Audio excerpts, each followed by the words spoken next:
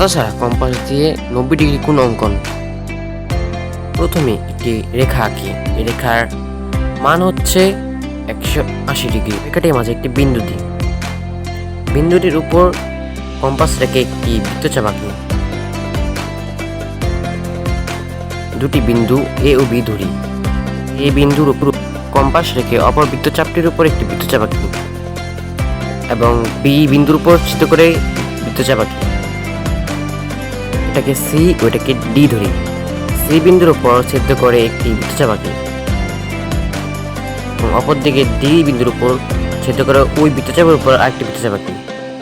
মাঝখানে যে বিন্দু আছে তাকে আমরা ই ধরি এবং এই বিন্দু এবং এই ই দুটি সংযোগ করি, এটি এবং এটি যুক্ত করি। এর মাধ্যমে কোণ 180 ডিগ্রিকে দ্বিবৃত্ত করা হবে, যার মাধ্যমে দুই অপর পাশে 90 ডিগ্রি এবং 90 ডিগ্রি দুটি ভাগ হবে।